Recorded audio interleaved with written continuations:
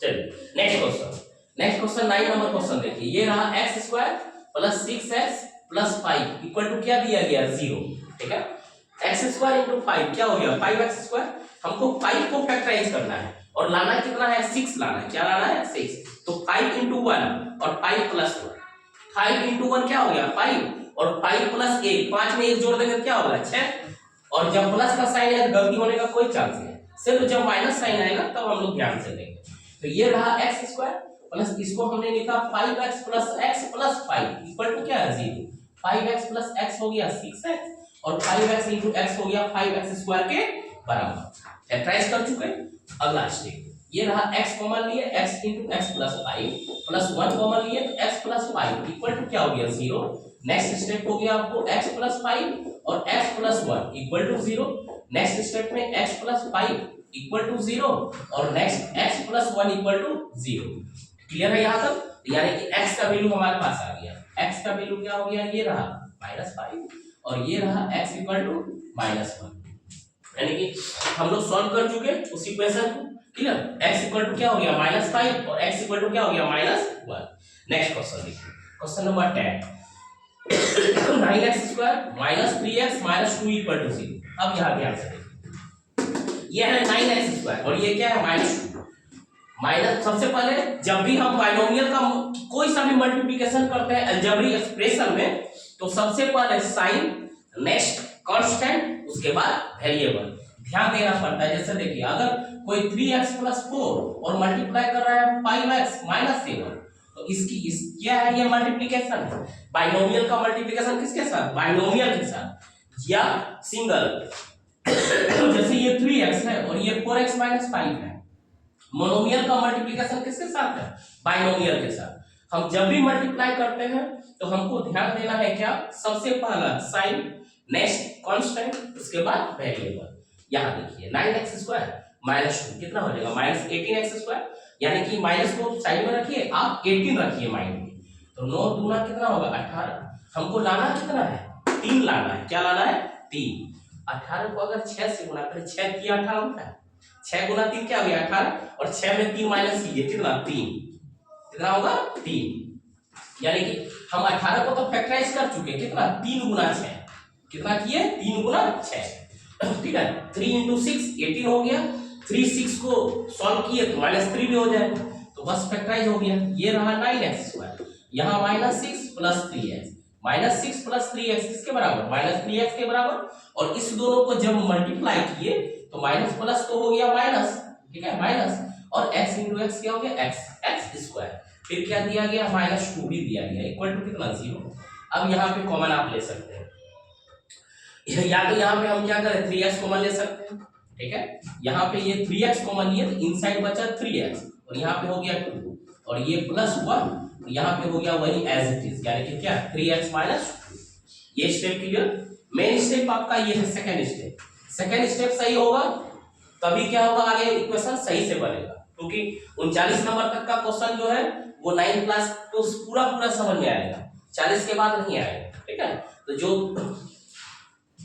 अगला स्टेप में क्या होगा ये रहा 3x -2 और 3x + 1 इक्वल टू क्या हो गया 0। अगला स्टेप 3x -2 इक्वल टू 0 और नेक्स्ट हो जा रहा है 3x + 1 इक्वल टू 0। ये दोनों 0 हो कैसे जा रहा है ना, ये दोनों तो मल्टीप्लाई है ना। अगर ये मल्टीप्लाई इधर आके डिवाइड कर दे, 0 में कुछ चीज से भी डिवाइड कीजिए तो उसका वैल्यू क्या होगा 0। 0 में किसी चीज को डिवाइड करेंगे तो 0, फिर दूसरी बार इतना इक्वल टू 0 बटा इतना, तो लास्ट में ये इक्वल टू 0 और ये इक्वल टू 0, यानी कि 3x - 2 इक्वल टू 0 और 3x + 1 इक्वल टू 0। अगले स्टेप में ये हो गया 3x equal to 2 implies that x equal to 2/3 और यहां से क्या हो गया 3x इक्वल टू -1 और x इक्वल टू -1/3। क्लियर, ये x का वैल्यू सिर्फ सॉल्व कर रहे हैं। क्लियर। नेक्स्ट क्वेश्चन देखिए, क्वेश्चन नंबर 11। क्वेश्चन नंबर 11 दिया आपको x² + 12x + 35 इक्वल टू क्या दिया गया 0। 35 है 12 लाना है, उसका फैक्टराइजेशन सिर्फ 2 ही होगा। 35 है तो 5 × 7 5 × 7 35, दोनों क्या स्मॉलेस्ट है, वो भी प्राइम नंबर भी है। आपको नंबर का पूरा नॉलेज होना चाहिए, ऊपर से टेबल पूरा याद होना पड़ेगा 1 से 20 तक का टेबल। आइदर इंग्लिश में याद कीजिए या हिंदी में याद कीजिए, चाहे जो भी लैंग्वेज में याद कीजिए। ठीक है, 5 सभी क्या हो गया 35 और 5 7 को जोड़ने पे क्या आता है 12, क्लियर। तो इसको अगर फैक्टराइज किया गया तो ये हुआ x² + 7x + 5x + 35 equal to क्या हो गया 0। x कॉमन ले लो, x कॉमन लिए तो ये हुआ x + 7, 5 कॉमन लिए तो क्या हो गया x + 7 इक्वल टू क्या हो गया 0। नेक्स्ट स्टेप में x + 7 and x + 5 equal to क्या हो गया 0। अगला स्टेप x + 7 इक्वल टू 0 और x + 5 equal to 0 implies that x equal to -7 और x इक्वल टू -5। ये हो गया क्या सॉल्यूशन किसका x का। सॉल्व द फॉलोइंग बोला गया तो हम x का वैल्यू लाए और दोनों x का ही वैल्यू लाए, लेकिन दो रूट्स हो गया x इक्वल टू -7 और x equal to -5। Next question 12 number दिया है x² इक्वल टू दिया गया है 18x - 77। ये जनरल फॉर्म में नहीं है, हम इसको क्या करेंगे जनरल फॉर्म में लाते हैं। ये यहाँ बराबर दिया गया है ना, ये राइट साइड में है, हम राइट साइड से किधर ले आएंगे लेफ्ट साइड में, लेफ्ट साइड से ला रहे। ये रहा x² माइनस क्या हो गया ये 18x प्लस 18 था तो लेफ्ट साइड गया तो -18, ये -77 है इस साइड आएगा तो क्या हो जाएगा +77 इक्वल टू कितना 0। यहां तक क्लियर। अब रहा क्या 77, वही सेम जैसे वो फैक्टराइज था 77 को हम क्या लिख सकते हैं 7 × 11। 7 और 11 क्या होता है prime number. What is prime number, a number which have only two factors 1 and itself is called prime number.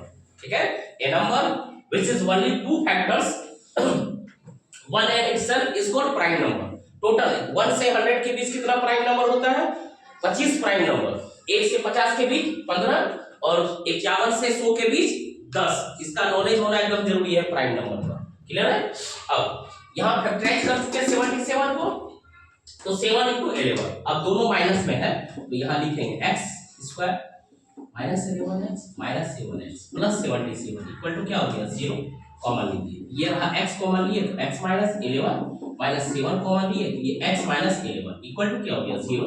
Next हो गया क्या x - 11 and x - 7 equal to 0। Next step में x - 11 इक्वल टू 0 और x - 7 equal to 0 x equal to 11 और ये हो गया x equal to 7। Clear है यहाँ तक सारा क्वेश्चन। चलो कॉपी कीजिए